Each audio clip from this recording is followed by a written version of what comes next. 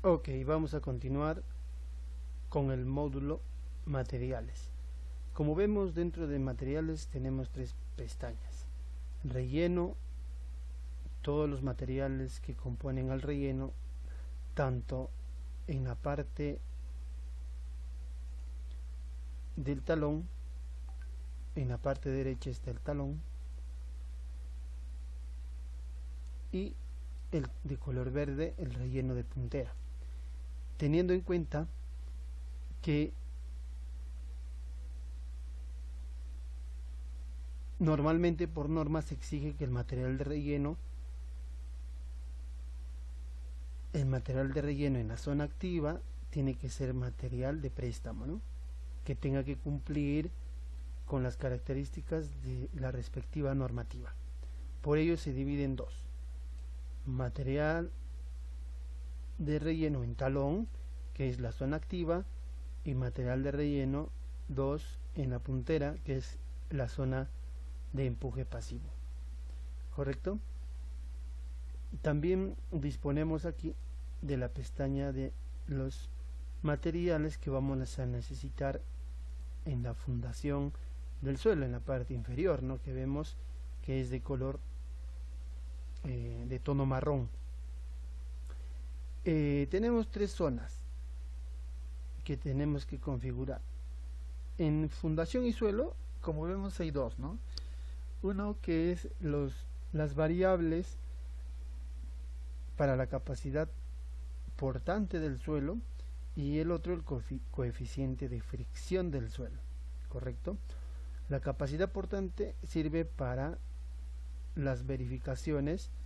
Como vemos acá en la parte inferior del gráfico interactivo, vemos tres pestañas en verificaciones, que es verificación de deslizamiento, el cual estaría directamente relacionado a las variables de coeficiente de fricción, que es un dato que tenemos que colocar, y los coeficientes que van a interactuar ya sea para los estados de servicio, estado de resistencia o estado extremo, para los eventos extremos, ¿no? Tanto para el coeficiente de rozamiento neto, ¿no? O el coeficiente para el empuje pasivo. Son coeficientes que reducimos para que no lleguen a la unidad, al ratio de la unidad. ¿Ok? Entonces, para cada estado le multiplicamos a las fuerzas por estos factores que están aquí, de acuerdo a la normativa AASHTO-LRFD,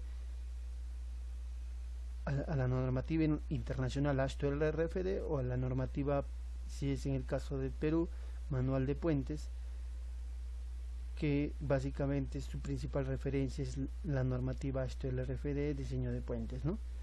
Entonces, y para la verificación en tensiones en el suelo, que es la capacidad portante en esa tercera pestaña, correcto, aquí vemos tres pestañas: factor de deslizamiento, factor de seguridad de excentricidad, volteo, y el tercero, factor de seguridad de tensión en el suelo.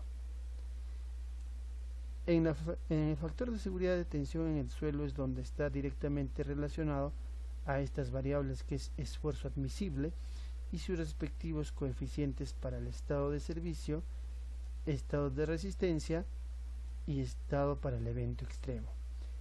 Teniendo en cuenta que para estos dos últimos, para el estado de resistencia y el estado del evento extremo, este esfuerzo admisible que colocamos se multiplica por el factor de seguridad, correcto, que está aquí,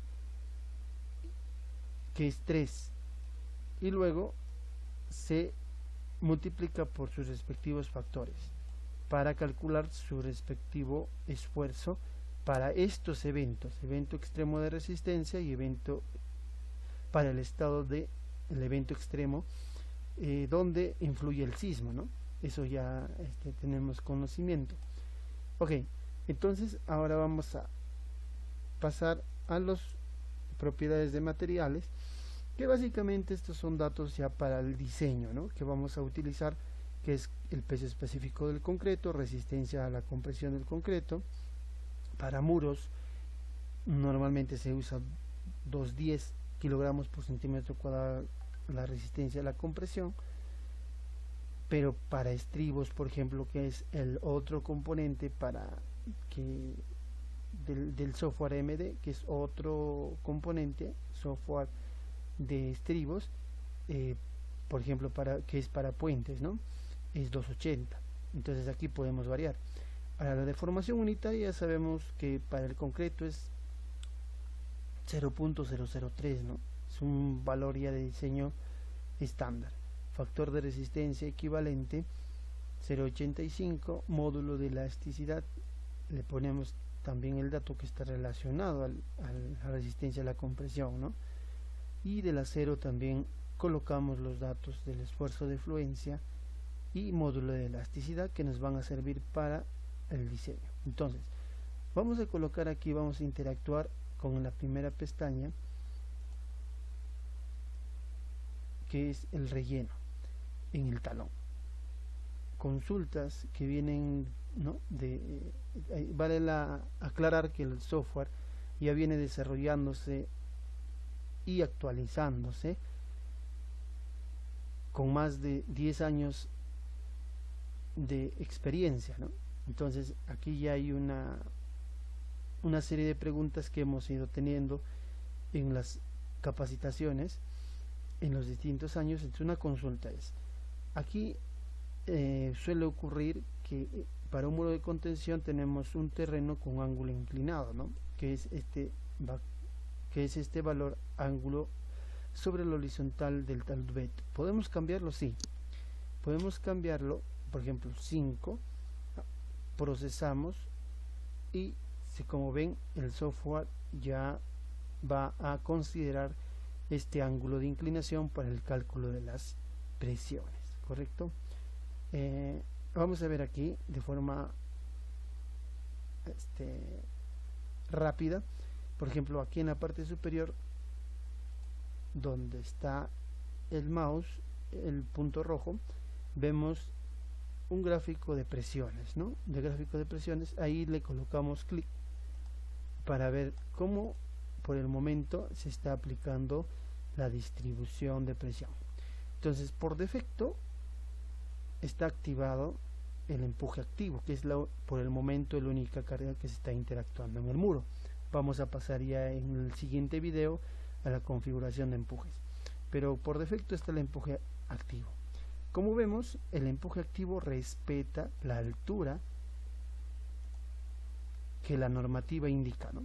Que es la altura referente al ángulo de inclinación, si es que hubiese. Entonces la altura del empuje es hasta aquí, hasta donde corta la vertical detrás del talón, hasta la línea inclinada,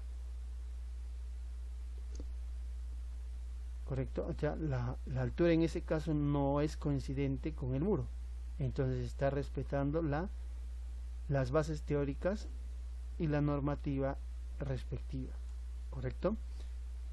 Ahí es donde influye una de las principales influencias de este ángulo de inclinación. ¿Okay? Bueno, ya el ángulo de fricción interna depende también del estudio de mecánica de suelos. Ángulo de fricción del relleno, muro relleno, no, ese ángulo normalmente es 1/3 del ángulo de fricción o 2/3 del ángulo de fricción, o también se puede considerar similar al ángulo de fricción interna del suelo. Depende ya de la normativa, de los lineamientos, por eso está libre para que el diseñador pueda digitar, correcto. Y el peso específico, ¿no? que vamos a usar como material de relleno. No siempre el material de relleno en el talón va a ser similar a la puntera. Si es que cumple las condiciones de ingeniería, sí, pero si no, será un material de relleno de préstamo, ¿no? que cumpla las condiciones de material de relleno. Bueno, eso ya se ve. Este video, los fines de este video es el tutorial, ¿no? de uso, pero ya de fundamentos teóricos también tenemos el video que se proporciona en las clases del usuario, ¿no? del software. Ok, y ya vamos a volver a colocar 0 o dejémoslo ahí con 5 grados de inclinación en la parte superior y el material de relleno en la puntera. Ahí también puede variar, ¿no? Ya esto puede ser también propio del terreno. Normalmente no tenemos una inclinación, pero tenemos la facilidad de también colocarle una inclinación referente a la horizontal. Como vemos ahí le he colocado 5, corremos y también, ¿no?, determina en función cuando activemos la presión pasiva va a calcular en función a la altura hasta el eje inclinado, correcto, pero normalmente no, pero lo dejamos en 0. El ángulo de fricción ya depende del estudio de mecánica de suelos, igual el ángulo de fricción muro relleno igual depende del estudio de mecánica de suelos, peso específico. Listo, entonces actualizamos y tendríamos de esa forma, ¿no? Listo, terminamos con el módulo de relleno. A ver, y pasemos a la de fundación. Aquí vemos que este valor de esfuerzo admisible es el que aparece en la parte baja, ¿no? El esfuerzo admisible y su coeficiente de fricción. Aquí tenemos este ángulo, normalmente es el que, disculpen, este coeficiente es el que viene de, normalmente coincide, ¿no?, con el material de relleno de la puntera porque es el mismo material propio. Entonces aquí nos va a dar un módulo de que lo pueden usar como pueda que no, eso ya depende del usuario, que está jalando este ángulo 22,4. ¿De dónde viene este ángulo? Por defecto, o sea, esto es un complemento, ¿no?, que nos ayuda, es un complemento que ayuda a determinar, como ya les iba a mencionar, es mu igual a tangente de phi, mu igual a tangente de 2/3 de phi o mu igual a tangente de phi tercios. Tenemos esas tres opciones, o sea, nos está ayudando al cálculo para nosotros seleccionar y se va a calcular aquí. Entonces, por ejemplo, si yo quiero usar 2/3, ahí se copia, ¿no? 0.267 se copia este cálculo que se ha realizado, o tangente de phi y se copia automáticamente. Entonces es una herramienta, un utilitario que tiene el software. ¿Cómo aparece? Haciéndole clic, solamente haciéndole clic en el casillero aparece este. ¿Y de dónde jala ese valor 22,4? De aquí, ¿no?, del relleno de la puntera 22,4, correcto, que es el que se acerca más. Pero ¿qué pasa si yo no quiero usar ese valor? ¿No? Mi material de relleno, no sé, disculpen, el material de la fundación es distinto. Perfecto, entonces de frente calculan ustedes independientemente el coeficiente de fricción o el estudio de mecánica de suelos y colocan el valor directamente ahí. No hay ningún problema. Estos valores ya son determinados de acuerdo a la tabla de la normativa AASHTO LRFD del diseño de puentes o del manual de puentes para cada uno de los eventos, ¿no? Ya es un dato normativo. Igualmente aquí el esfuerzo admisible 1.3 tiene de suelos, y estos factores también están determinados en la normativa AASHTO LRFD para un diseño según la normativa AASHTO. Correcto, son datos. Ahora aquí hay un valor que dice escala gráfica de esfuerzos referenciales, empujes, 20%. Cuando nosotros graficamos los esfuerzos aquí, hay una gráfica en la parte, voy a activar aquí solamente para fines de ver las gráficas. Aquí podemos activar, ¿no?, qué fuerzas están interactuando, y aquí también voy a interactuar esto para que se haga el cálculo respectivo y listo. Ahora sí aparece, ¿no?, los esfuerzos en la verificación, en las verificaciones del factor de seguridad. Ahora cuando ponemos aquí el gráfico, a ver, vamos a ver,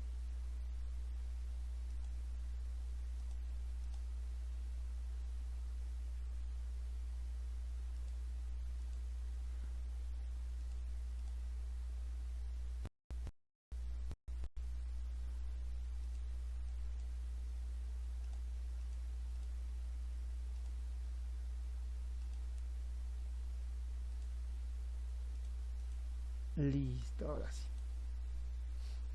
Como vemos, aquí se van colocando los empujes que interactúan, ¿no?